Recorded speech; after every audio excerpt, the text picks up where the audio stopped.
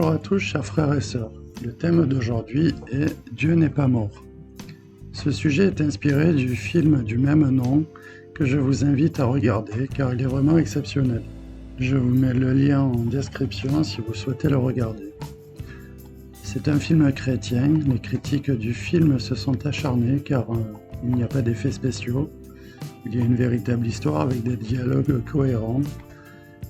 Et le film a un véritable attrait qui donne envie de continuer à regarder lorsque nous l'avons commencé. Contrairement au film du box-office, il n'y a pas de violence ou de sang qui gicle dans tous les sens, ni de scènes de sexe en gros plan. Et pourtant, malgré les critiques, le film a été un succès commercial aux États-Unis, où il a récolté plus de 60 millions de dollars au box-office pour un budget de 2 millions. Par contre, en France, on n'en a pas trop entendu parler. Le synopsis du film est le suivant.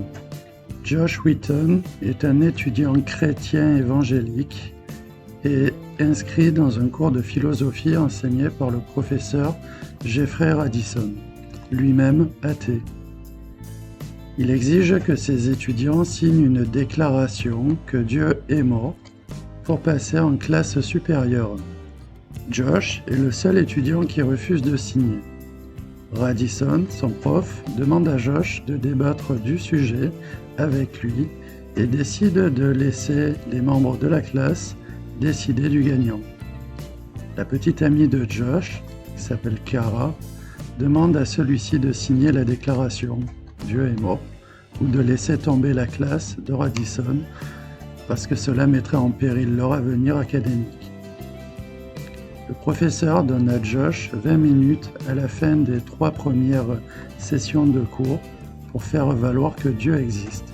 L'histoire de Josh n'est qu'une fiction, c'est vrai, mais ce qu'il traverse tout au long du film est bien la vérité de la vie d'un vrai chrétien, car il n'abandonne pas sa foi en Dieu, même sous la pression accablante de son professeur, ou même la pression que sa petite amie lui fait en lui demandant de ne pas relever le défi et de laisser tomber. Combien d'entre nous osent affirmer leur foi en Dieu devant leurs camarades de classe, leur famille ou leurs collègues de travail? Combien de personnes vont mettre de côté leur foi pour ne pas offusquer leur entourage? Parce que dans la société actuelle, il n'y a pas de place pour Dieu. Pourtant, la Bible est très claire sur ce point. C'est pourquoi toute personne qui se déclarera publique pour moi, je me déclarerai moi aussi pour elle devant mon Père céleste. Et celui qui me reniera devant les hommes, je le renierai moi aussi devant mon Père céleste. Matthieu 10, versets 32-33. Dans la société actuelle, on fait passer l'apparat, la culture de sa propre image à la place de Dieu. Regardez dans les réseaux sociaux, vous connaissez la vie entière des gens. Vous les voyez sous tous leurs angles, avec des selfies, etc. Pourtant, Dieu est très clair sur ce sujet. Ne pas pratiquer l'idolâtrerie est le 2e commandement. Tu ne te feras point d'image taillée, ni aucune ressemblance des choses qui sont là-haut dans les cieux, ni ici-bas sur la terre, ni dans les eaux sous la terre. Tu ne te prosterneras point devant elles, et tu ne les serviras point. Car je suis Yahvé ton Dieu, un Dieu jaloux, qui punit l'iniquité des pères sur les enfants jusqu'à la 3e et à la 4e génération de ceux qui me haïssent, et qui fait miséricorde jusqu'à 1000 générations à ceux qui m'aiment et qui gardent mes commandements. Exode 20, versets 4 à 6. En acceptant le défi de son professeur, Josh doit faire face au chantage et à l'incompréhension de sa petite amie qui lui impose d'écrire que Dieu est mort pour ne pas rater son ami. Comme il ne cède pas au chantage, elle le quitte. Grâce à sa foi, il tient ferme. En ayant la foi, beaucoup de personnes se retrouvent face à l'incompréhension de leur entourage, car en acceptant Dieu dans notre vie, cela a des répercussions visibles sur nos comportements. Si nous avions l'habitude de voler, de dénigrer les autres, de fumer ou n'importe quelle addiction ou croyance, votre foi, grâce à l'aide du Saint-Esprit, vous fait changer radicalement et c'est visible et remarquable. Il faut vous dire que tous vos péchés de votre ancienne vie sont, pour Dieu, le mal et l'impureté. Albert Einstein a dit « Dieu n'a pas créé le mal. Tout comme l'obscurité est l'absence de lumière, le mal est l'absence de Dieu. Donc si vous acceptez Dieu dans votre vie, sa lumière divine vous ôtera toute l'obscurité qui vous habitait avant. Tout cela est possible grâce au sacrifice que Jésus-Christ a fait sur la croix par amour pour nous, car Dieu veut qu'un maximum de personnes soient sauvées. Donc toutes les personnes qui vous diront qu'avec les connaissances scientifiques d'aujourd'hui, on est capable de dire que c'est le Big Bang qui a créé l'univers, de dire que de rien tout a été créé, je vais vous rappeler une citation du traité élémentaire de la chimie d'Antoine Lavoisier qui dit « Rien ne se perd, rien ne se crée, tout se transforme ». Je peux vous garantir que c'est applicable pour tout, absolument tous les domaines. Depuis que Dieu a tout créé, de nombreux scientifiques appliquent cette citation car c'est la seule qu'ils puissent appliquer. Par exemple, vous faites bouillir de l'eau et vous oubliez votre casserole sur le feu. La casserole s'est vidée, mais est-ce que l'eau a disparu pour autant? Non, elle s'est transformée en vapeur grâce à la chaleur du feu. Alors même si cet exemple est un peu simple, pour tout ce qui nous entoure, toute la chimie et tout ça, c'est la même chose, tout simplement. Albert Einstein a dit également « L'escalier de la science est l'échelle de Jacob. Il ne s'achève qu'au pied de Dieu. » Mais quelle lucidité, vous ne trouvez pas? Quoi que les scientifiques fassent, peu importe les connaissances qu'ils découvriront, tout cela s'arrête au pied de Dieu. Car sans Dieu, ils n'auraient jamais eu cette connaissance.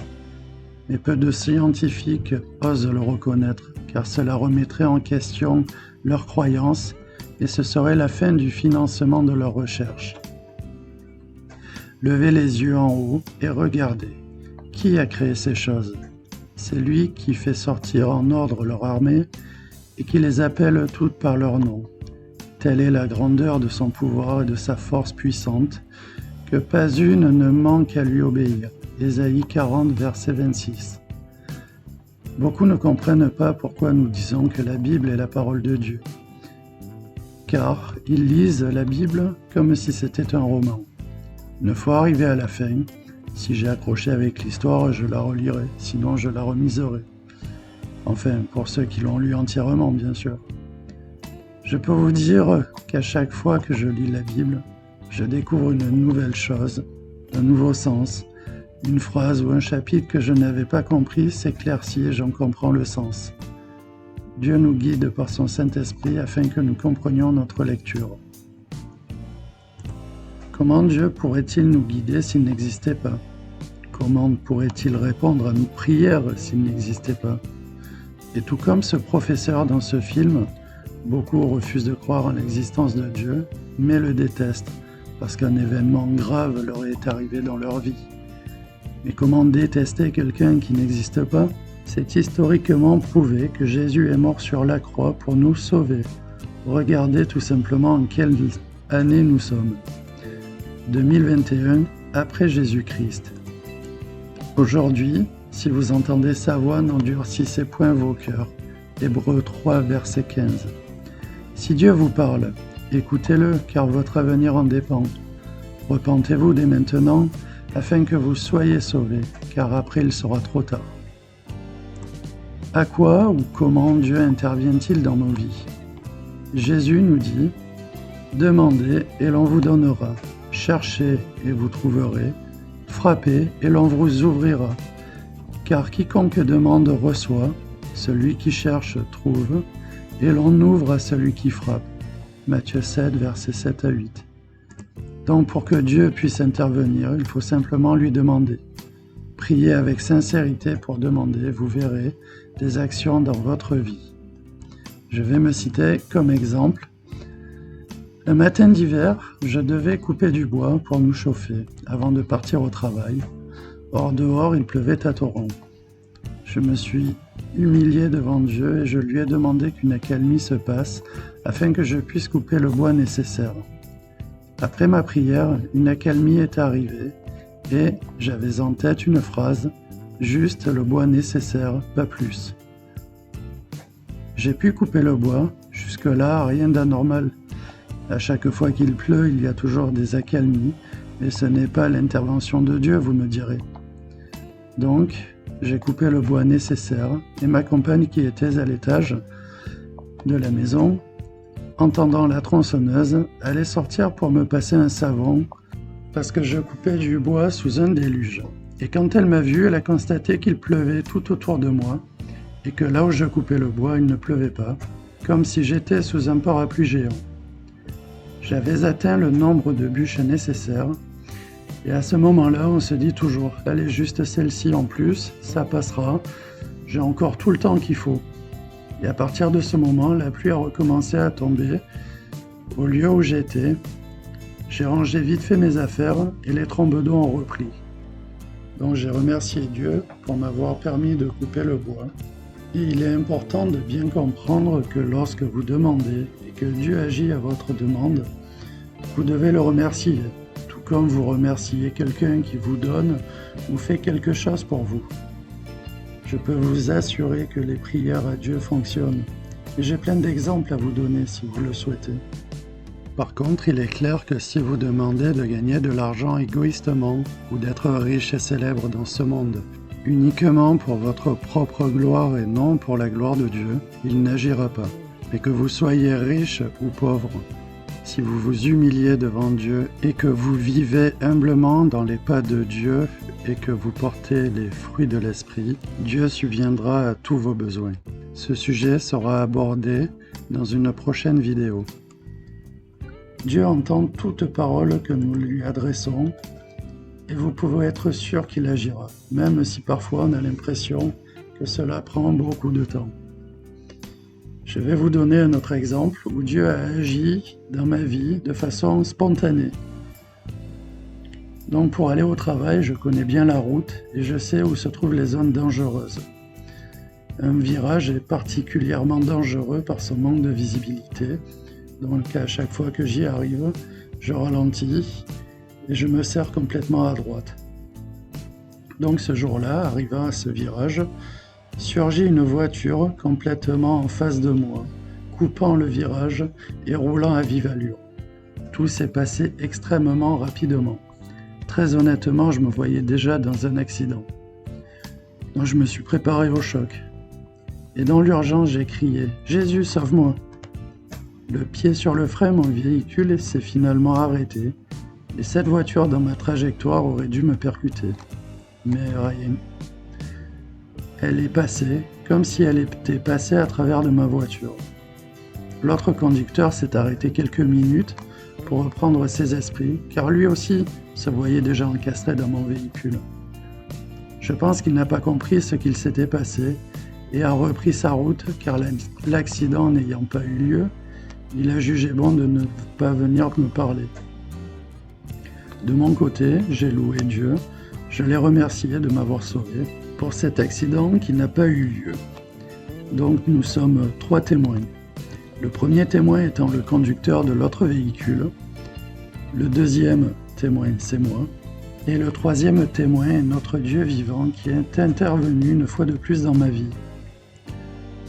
Pour conclure cette vidéo, vous aussi vous pouvez avoir Dieu comme compagnon de route, car il est dit dans le psaume 91, versets 11 et 12, « Car il ordonnera à ses anges de te garder dans toutes tes voies, ils te porteront dans leurs mains de peur que ton pied ne heurte contre une pierre. » Mais attention, il ne faut pas se mettre en danger inutilement, car si volontairement vous vous jetez du haut d'une falaise en vous disant « c'est pas grave », vous ne risquez rien car Dieu vous sauvera. Vous vous trompez et vous vous écraserez sûrement. Tout comme Jésus nous l'a montré lorsqu'il a été tenté dans le désert. Jésus lui dit « Il est aussi écrit, tu ne tenteras point le Seigneur ton Dieu. » Matthieu 4, verset 7. Je vous remercie de m'avoir écouté et je vous souhaite de pouvoir voir la puissance de Dieu agir dans votre vie, tout comme il le fait pour moi. À très bientôt dans une prochaine vidéo. Soyez abondamment bénis dans le nom tout-puissant de notre Dieu et Seigneur et Sauveur Jésus-Christ.